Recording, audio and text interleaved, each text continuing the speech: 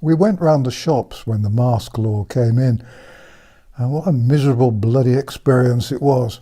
We didn't wear masks, of course, and we had relatively little trouble with shopkeepers, but we had more than enough trouble from sanctimonious, holier-than-thou customers who'd probably been inspired by the shame your neighbour rhetoric from Cressida Dick, the senior policewoman.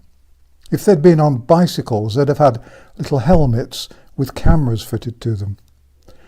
They listened with surprise, though, when I explained the facts about viruses and masks and mosquitoes and chicken wire fencing.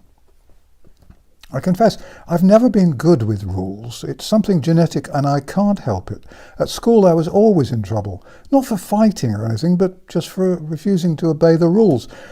I volunteered for the Army Cadet Force at school because it was compulsory, and on Fridays we had to wear a horrible, itchy brown uniform and parade in the playground. It was raining one Friday, so I put my blue gabardine raincoat on top of my uniform. I was shouted at mercilessly by the Sergeant Major and made to sit in the classroom and read a book. It was a valuable lesson.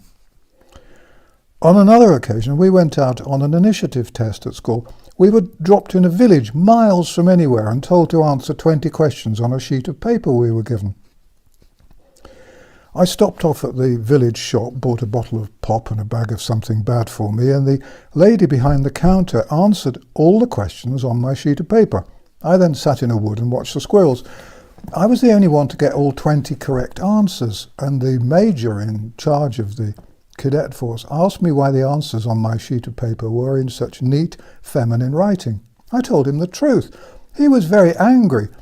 I reminded him that it was an initiative test, but I got another black mark and was thrown out of the cadet force. I then had to spend every Friday afternoon sitting in the classroom reading a book. They knew how to punish people at my school. When I arrived at university, they told me I had to join the National Union of Students. I said I didn't want to. I didn't know anything about the National Union of Students, but I didn't want to join because they said I had to. I quoted some human rights legislation I'd managed to find, and they had to let me not join. It caused chaos for months. When I went for my first hospital job, an accountant told me that the cost of my board and lodging would be deducted from my first paycheck. I told them I preferred to give them a cheque. They said they wouldn't do that. I said, I'll go home then. They had to reorganise the account system. I've resigned from just about every club I've ever been in and every job I've ever had, always on a matter of principle. I tell you all this not out of shame or pride, but just to explain why I feel comfortable going the wrong way in supermarkets when they have arrows pasted on the floor. I don't think I've ever gone through a customs post without having an argument with someone, and they can be nasty. I just can't help myself. So we went to the shops the other day, and I exchanged words with just about everyone I saw. On the whole, as I've said, it wasn't the staff who were the trouble. With two exceptions, they didn't seem to give a damn. "Where's your mask?" asked one sales assistant. "I haven't got one on," I replied with simple honesty, though I did think of saying I'd got an invisible mask. "Are you exempt?" she asked. I said I was. "What's your health problem?" she demanded. I told her I thought the question was impertinent, irrelevant and intrusive. Shades of Perry Mason.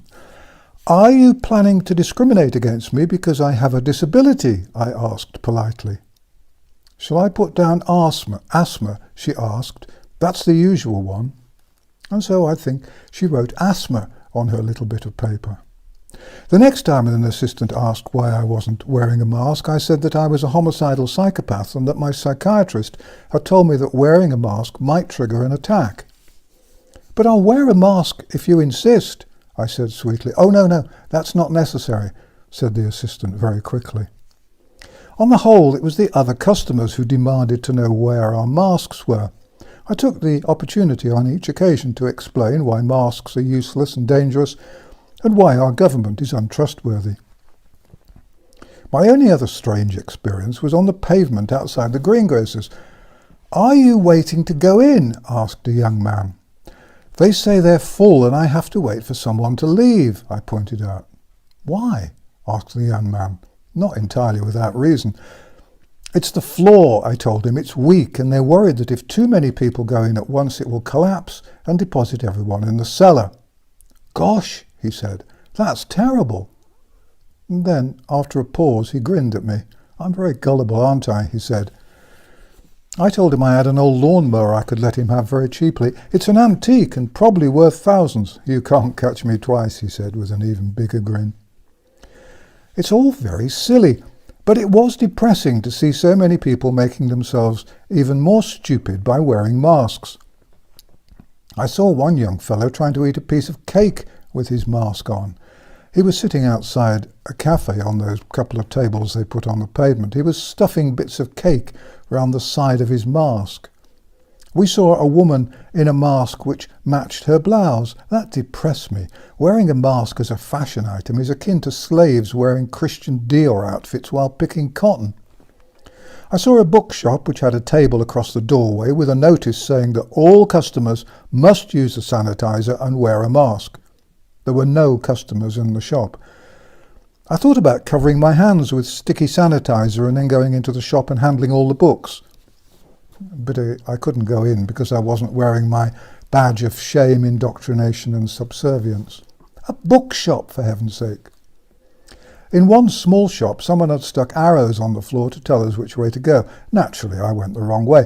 A masked woman, who looked like Lone Ranger's Auntie Flo, had a mild attack of hysterics and jumped sideways into a chocolate biscuit display. One has to take one's amusement where one can these days. We have no mercy for those who have betrayed us. A department store refused to take cash printed by the Bank of England, so I walked out without buying anything and told an assistant to tell the manager that I'd spent thousands of pounds in that establishment over the years, but wouldn't patronise them again until they reversed their policy over cash. At a supermarket, they had a huge poster telling me to be a local hero by wearing a mask. It made me want to weep. Be a slave to terrorism and you're a hero? Really?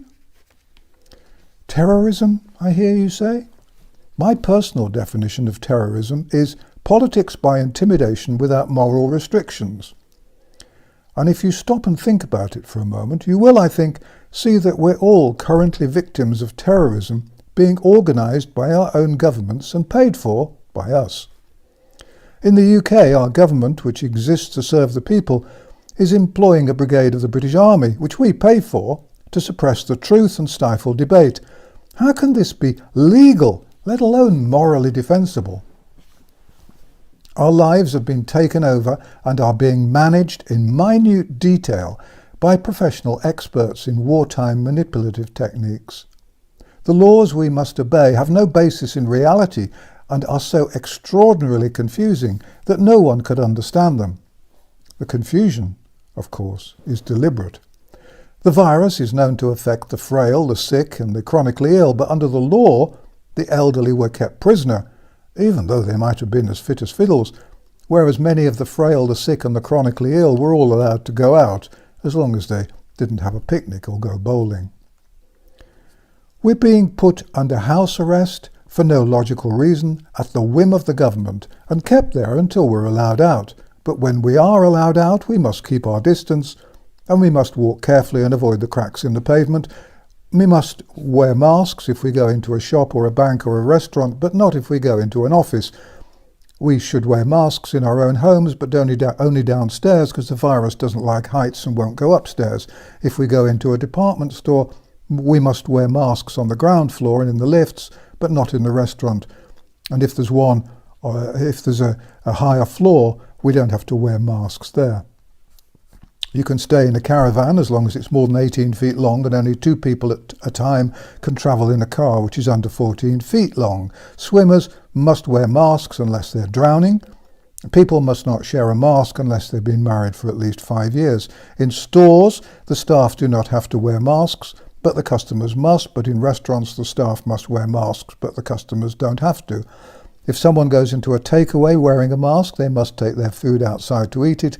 But if they enter not wearing a mask, then they can eat food while sitting at a table. We mustn't talk to friends, sing, or do anything that looks like fun. We can play tennis or cricket with one friend as long as the ball we use is wiped with a disinfectant wipe for 30 seconds every time it is handled. If we are professional sports persons, we can play our sport as long as no one watches us. We can enter a place of worship if it's open, as long as we wear a mask and maintain social distancing, but there will be no services, no public worshipping, and definitely no singing. We can go into a pub as long as we sit quietly and order our drinks by using our mobile phones, sit quietly at our table and give all our personal details to the person at the door. We can't play pool, darts or dominoes or take part in quizzes. There can be no live music, and we must not approach the bar at any time or for any reason. We can leave our table only to visit the loo, and then only after the loo has been thoroughly cleaned and sanitized. We can have our hair cut and our nails polished, but hospital physiotherapy departments are still closed. We can visit a dentist if we can find one which is open, but we can't have our teeth filled, so anything aching or painful must be removed. We can go out into the streets to demonstrate for or against politically acceptable views, but we can't go out into the streets to demonstrate for or against the laws which prevent us going out into the streets and leaving our homes. Social distancing laws and laws about wearing masks can be ignored if we are protesting about issues which have been endorsed by left-wing politicians, but not if we're protesting or campaigning about issues which have been endorsed by right-wing politicians. We can't have picnics with friends or relatives if the picnics are held on a beach, in the park or in our own gardens, but we may eat by ourselves in our own homes, though we may not go shopping to buy food unless we wear masks. We can jog in a park, but we can't sit on a bench to rest if we're tired. We can have sex indoors with a professional sex worker, but if we have sex with a fiancé, we must make sure we do it under a blanket in the garden. Can you spot which of that is real and which I made up? I'm not sure I can. Nothing makes any sense anymore.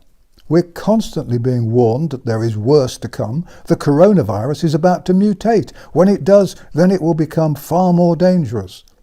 A completely new virus is about to leap from pigs or bats or some other mythical creature, and it will kill millions, hundreds or possibly billions. Those who've had the virus do not have permanent immunity, and so regular vaccinations will be essential. Next winter's flu is going to be worse than usual. They've said there's going to be much flooding, and no doubt when the floods go down, there'll be massive fires. And all this is our fault, because we put up too many statues to the wrong sort of people. We are paying our government and our civil servants to terrorize us. In the thrall of Satan, they and their acolytes are everywhere. Our world is upside down, and it's impossible to guess what will come next. But meanwhile, you and I must continue to aggravate the traitors and the collaborators. It's a war, and we are the resistance. Please put up those thumbs up things and put comments on the end of this video if you would like to. There's no money coming in from these videos because they haven't been monetized, but if you do those two things, the little comments and the little thumbsy up things, then apparently it helps to keep the videos alive. Thanks for watching in An Old Man in a Chair, and thanks for all your encouragement and thanks for your support. Please copy and share the videos on Twitter, Facebook, BitChute and any other platform you can find. If you'd like to put on a translation, that would be wonderful. If my videos disappear, then please go to my website, vernoncoleman.com, which may also be difficult to find. The transcripts of the videos, including the banned ones, are available on my website. This channel hasn't been monetized, there are no adverts, and there's no sponsorship. The same goes for the website. If you'd like to see more videos from me, then please subscribe to the channel, because the videos seem to be disappearing into the wilderness. Although it may feel like it at times, please remember you're not alone. More and more people are waking up, and we will win this fight. Thank you for watching.